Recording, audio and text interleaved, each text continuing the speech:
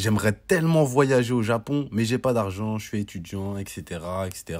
J'entends tous les jours ce genre d'excuses. Mais est-ce que voyager au Japon, ça coûte si cher que ça? Pour beaucoup, quand vous prévoyez un voyage, vous faites des erreurs stratégiques dans votre planification. Et après, vous vous retrouvez à payer des hôtels à 150 € la nuit, des billets d'avion à 1400 € aller-retour. Forcément, vous vous dites c'est trop cher. Mais heureusement, je suis là pour vous aider. Je suis un étudiant, j'ai pas beaucoup de sous. Donc les budgets serrés, ça me connaît. Et moi, mon but, c'est de vous montrer qu'on peut voyager pour pas cher et qu'on peut quand même profiter. Parce que ouais, le but, c'est pas non plus de faire 24 heures en SDF au Japon. Donc la vidéo d'aujourd'hui, ça va être une immersion dans une journée avec moi au Japon. Et tout au long de cette journée, je vais vous montrer où dormir, quoi manger, quoi acheter. Bref, en gros, après ça, tu vas savoir comment voyager au Japon quand t'as pas de sous. Précédemment, j'étais à Fukuoka, qui se trouve sur l'île tout au sud du Japon. Mais mon temps ici était terminé, il fallait donc que je me rende à Tokyo pour la fin de mon voyage. Et qui dit fin du voyage dit généralement fin de budget. Mais ne vous inquiétez pas, comme je vous l'ai dit, vous avez en face de vous un expert dans le domaine de l'économisation en terrain étranger. Pour moi, c'est du gâteau. Donc après 5 heures de train bien fatigant, j'arrive enfin dans la capitale nippone, Tokyo.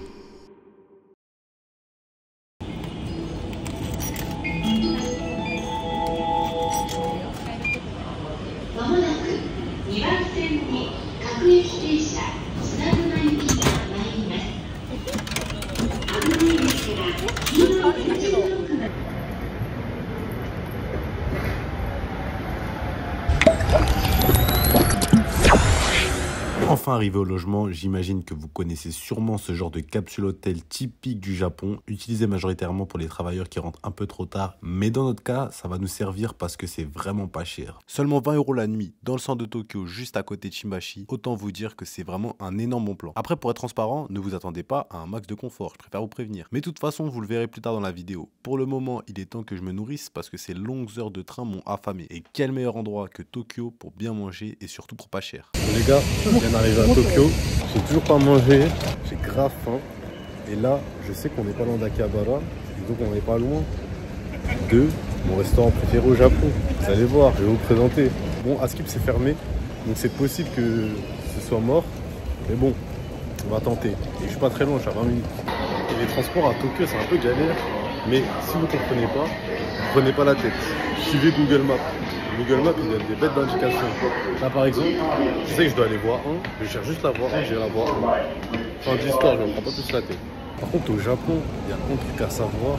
Absolument, il faut toujours réserver à l'avance. Peu importe ce que vous faites. Genre les musées, tout ce que vous voulez, il faut réserver à l'avance. Et ça, c'est grave chiant. Là, pour manger, moi, je suis pas un mec, je réserve. Je suis un mec, je vais tac, tac, instant. Et donc, il n'y a pas beaucoup d'adresses où tu peux aller en instant. Mais vu que je le fais jamais, vous allez voir les adresses. Là, si c'est fermé, je vais vous montrer. Par contre, ce qui m'a surpris à chaud, genre entre Fukuoka et Tokyo, c'est genre Tokyo, le nombre de touristes, c'est dingue. Alors que Fukuoka, genre, il n'y en avait pas beaucoup. Genre, t'avais l'impression d'être le seul touriste. Que ce soit touriste ou que ce soit juste étranger même qui vit ici et tout, mais il y en a plein, genre. Mais cette ville, franchement, je kiffe. Hein. Je sais pas pourquoi je kiffe Tokyo, mais je kiffe. Genre, Fukuoka, c'est grave stylé. Et j'ai l'impression que Tokyo, je me sens mieux en fait. Bon, on va voir tout de suite si c'est fermé. Je pense que c'est fermé. Aïe. Tant pis, c'était prévisible. Aïe, aïe, aïe, la carte elle est dans le vide. Ah, je me serais envoyé. Bref, maintenant je vais vous montrer comment on fait quand vous êtes dans cette situation-là. Vous êtes en galère, tout ça, vous allez où? Je vais vous montrer. Du coup, la strat, c'est d'aller dans des chaînes. Parce que les chaînes, il n'y a pas de réservation. C'est comme un petit peu des fast-food. Tu vois, c'est ça la strat. Il faut aller dans les sortes de fast-food, mais japonais. Parce que si tu vas, genre Burger King, tout ça, McDo, c'est pareil, mais c'est claqué. Et le glitch pour les musulmans, c'est soit une chaîne de sushi, soit une chaîne de curry. Un des deux. Moi, là, j'ai envie de taper un bon petit curry, donc je vais aller à la chaîne de curry.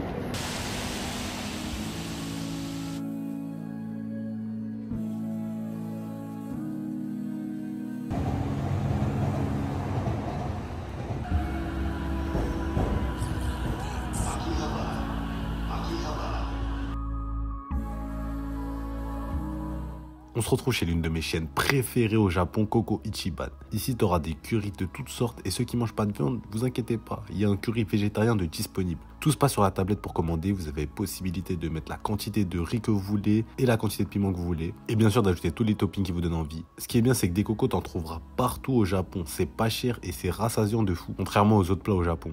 Pour 8 euros, tu peux vraiment te remplir la panse. C'est vraiment le truc à prendre quand t'es en galère, quand tu sais pas où aller. Ça se voit, j'ai faim parce que j'ai pris que des trucs grave bizarres. Vous allez voir la scène, vous allez choquer.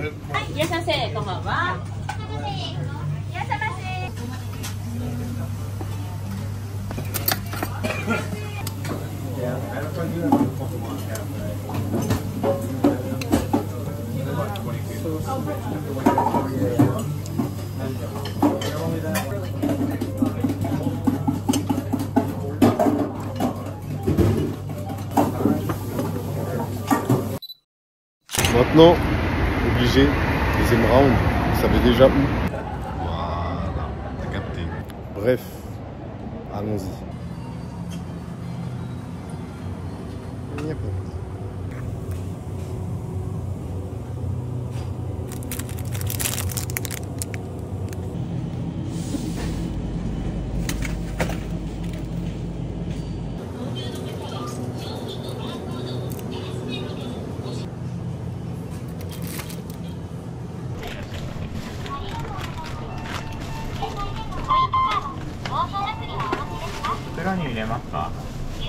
Non.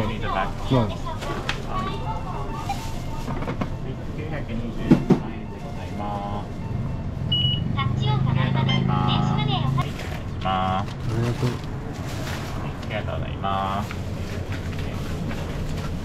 Bon, j'ai pris des trucs un peu bizarres. J'ai pris que des trucs que j'ai jamais pris pour tester. Le problème c'est que j'ai pris comme une sorte de glace.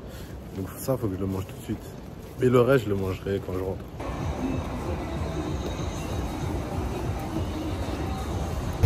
C'est ça que j'ai pris. Des sortes de mochi glace.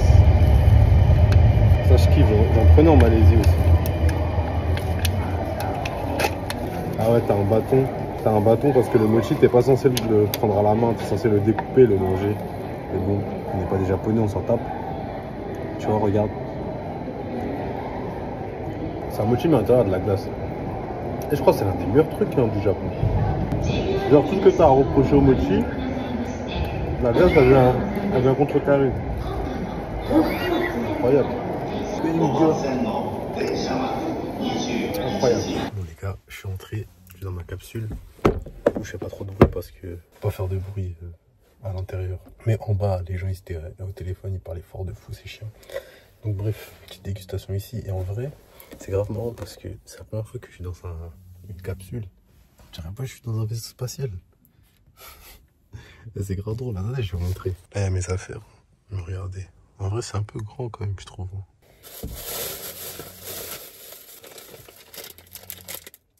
Premier bail, onigiri. Mais il n'est pas triangle. Onigiri rond.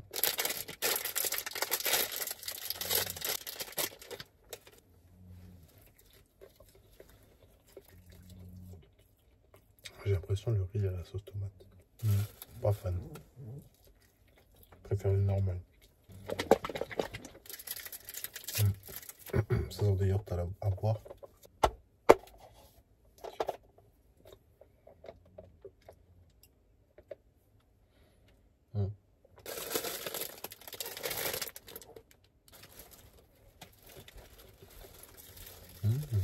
Franchement, c'est super bon. Alors qu'en général, leurs gâteaux, ils sont pas très bons.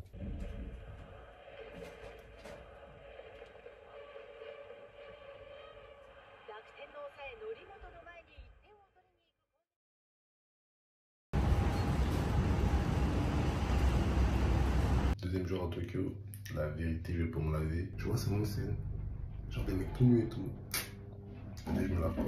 Hop, avant que vous me traitez de gros dégueulasse, laissez-moi me justifier. Précédemment dans la vidéo, je vous ai dit que les capsules hôtels, c'était pas non plus très confortable. Et bien là, on est en plein dedans. Pour vous expliquer brièvement, vous avez plusieurs types de capsules hôtels qui varient entre 15 et 50 euros même pour les plus chères. Et bien sûr, on ne retrouve pas le même confort dans chacune d'entre elles. Et bien dans celui que j'ai choisi, il n'y a pas de douche. Ce sont des sortes de bains publics collectifs. Et tenez-vous bien, au Japon, pour ceux qui ne le savent pas, il faut être tout nu.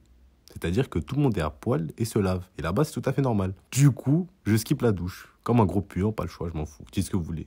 Et là, les gars, première mission du jour. Ça va être une mission assez simple. Hier, j'ai oublié un parapluie à côté d'où je suis parti manger la Coco Ichiban.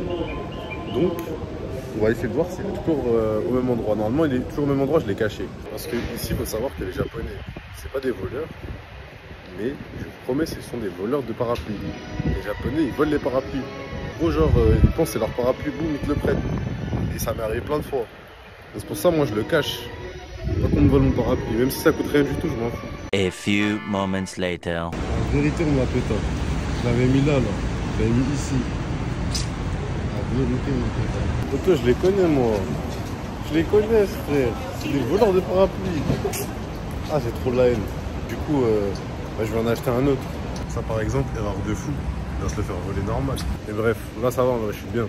Et là, on va aller à un quartier, la friperie. Direction Koenji, un quartier situé tout près de Shinjuku, réputé pour ses fripes et surtout ses bonnes affaires. Forcément, je suis obligé d'aller voir pour vérifier. Et bien sûr, dans mon extrême gentillesse, je vous ferai tout à l'heure un petit débrief et je vous partagerai si, selon moi, les fripes au Japon, c'est rentable ou pas.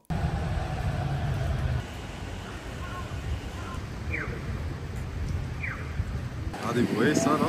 En fait, les gens qui ne peuvent pas fumer dans la rue ici au Japon, du coup, ils sont obligés d'aller ici pour fumer. Bon, bref, je suis arrivé. Je vous montrerai je vous mettrai le quartier. C'est un quartier où il y a plein de friperies normalement. J'ai jamais été, je crois. Donc je vais découvrir ça. Du coup, je vais montrer un peu comment les friperies ici. Du coup, c'est tout petit comme ça. Une toute petite entrée et en général, c'est au sous-sol. Franchement, il y a grave du choix. Hein. Regardez. Après, là, il y a des trucs à 500 yens. Tout ça, c'est 500 yens. Vas-y, généralement, les trucs comme ça, c'est rush de fou. Hein. C'est un peu trop propre. Franchement, la vérité, je trouve ça cher. Hein. Des trucs à 20K, 10K, genre ça fait 60 euros, 120 euros. Des trucs déjà portés. C'est trop de l'abus, je trouve. Moi, les trucs déjà portés, faut me mettre à 15 euros maximum. Hein. Si c'est bien beau, hein, sinon c'est de l'abus, wesh. Autant l'acheter neuf, 120 euros, autant l'acheter neuf. Bref, je vais continuer à me balader, je vais essayer de voir s'il y a des petits trucs. Mais de toute façon, je vous ai dit, quand c'est trop propre comme ça, c'est rush. Faut que ce soit un truc miteux.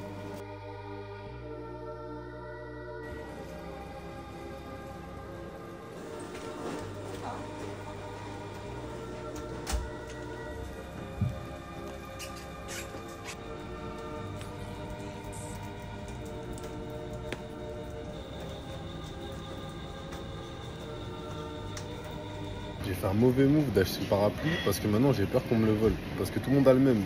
Donc les gens ils ont envie de te le voler, tu vois. Vous voyez toutes les petites boutiques comme ça là. Là par exemple ça vend des donuts et tout. Tous les trucs comme ça, je vous conseille vraiment de les faire. Parce que c'est là où j'ai trouvé les meilleurs trucs, les trucs les plus traditionnels, les trucs les plus locaux en fait. Les locaux ils vont pas trop. Ils vont à 7-Eleven et tout, mais voilà, c'est pour dépanner. Mais ça c'est les vrais trucs en gros genre. C'est les vrais trucs, un peu la vraie street food, c'est ça. Et c'est pas cher, hein, c'est jamais cher. J'ai mangé des onigiri 2 fois moins cher qu'au combini, c'était trop bon. Là, vous voyez, par exemple, il y a des onigiri et tout, et je suis sûr que c'est des onigiri grave différents.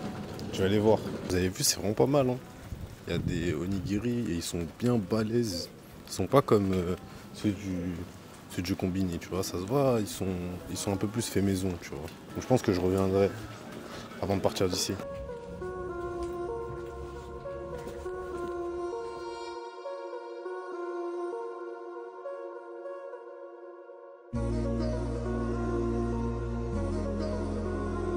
Les gars, braquage de l'année. Là, je vous le dis, c'est le braquage de l'année. Vous savez, j'ai payé combien? J'ai pris 2 trucs. J'ai payé 6 euros. Non, là, moi, vous savez le rat ultime. Rat, oui, mais pas crevard. Donc là, je vous mets l'adresse. Après, vous vous débrouillez. Même si c'est en japonais, vous vous débrouillez. Et juste en face de ça. Donc voilà, comme ça, vous saurez. C'est facile à trouver. Donc là, si vous voulez un débrief rapide des friperies ici, si vous voyez que la friperie, elle a trop de flow, tu vois, genre, elle est stylée, la friperie. Quand tu rentres dedans, tu as l'impression que c'est un appart. Tellement elle est stylée, ça sert à rien, rentre pas, ils allument. Voilà, ça c'est le premier truc. Si tu vois la friperie, on dirait tu es dans un magasin genre Geox, là faut rentrer dedans. C'est là que tu vas trouver des trucs de fou, grave pas cher. Sinon, c'est vrai, les friperies fancy un peu, elles ont des beaux trucs. C'est joli et tout, mais c'est le prix du neuf, donc ça sert à rien d'acheter dans une friperie. Moi je suis retourné au truc de onigiri, du coup j'ai pris un onigiri. Et en face, il y avait une petite boutique de donuts. J'ai pris un donut et j'ai pris un mochi aussi. Du coup, tout à l'heure, dégustation. Là, on coupe dans pas très longtemps. Du coup, je vais me prendre à la grande mosquée de Tokyo.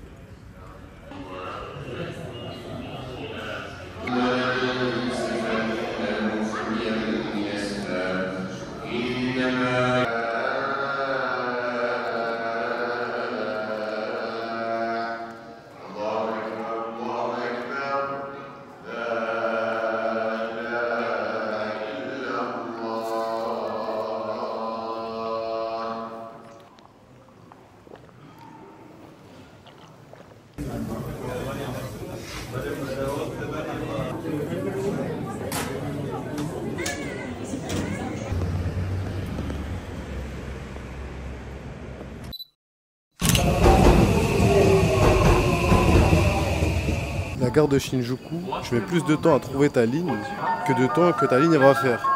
Là, j'ai qu'un arrêt, ça fait 10 minutes que je marche. C'est trop, frère. Là, on va manger un truc que j'ai pas eu l'occasion de manger et que tout le monde m'a dit d'aller manger, c'est Honolulu Halal Ramen. Il y en a plein et moi, je suis à la seule Shinjuku. Donc, go. Faut descendre, pour ceux qui savent pas. Moi, j'ai galéré à trouver. Faut descendre. Dès que t'arrives ici, boum, c'est ici. Là, c'est ici. Du coup, vous voyez, c'est comme ça les ramen au Japon. Tu commandes ici, après, on te donne un ticket et le ticket, tu le donnes au chef. Bon, de ce que je vois, les prix, c'est rush un peu. Hein. C'est genre 10 balles à peu près. Hein.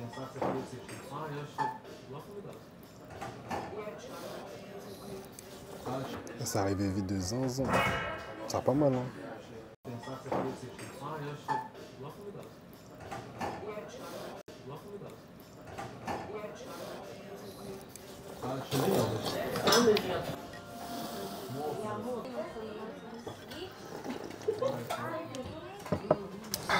J'ai dégommé en balle. Hein. Franchement, c'était très bon, mais en fait, ça cale pas. C'est ça le problème. Là, je peux en remanger un normal. C'est ça le problème avec le Japon, ça cale pas, frère. Ça a été bof. Hein. Pas de sel, pas de mayonnaise. Maintenant, vrai dessert. Ouais. J'explique. Il y a des trucs. Je suis hype. Hein.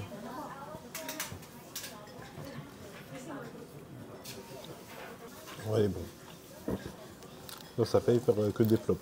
La dégustation, c'était un peu un échec, mais je vous promets que d'habitude, quand j'achète un snack dans une petite boutique comme ça, c'est super bon. Pour me faire pardonner, je vous montre une super technique pour payer moins cher vos onigiri. Ou tout snack dans ce genre. Vous allez dans ce type de magasin, genre comme des supermarchés, vous allez trouver des onigiri 2 fois moins chers que Combini. Comme vous l'avez vu dans cette vidéo, partir en voyage au Japon, ce n'est pas du tout inaccessible. Vous n'êtes pas obligé d'attendre d'avoir 10 000 € sur votre compte pour partir.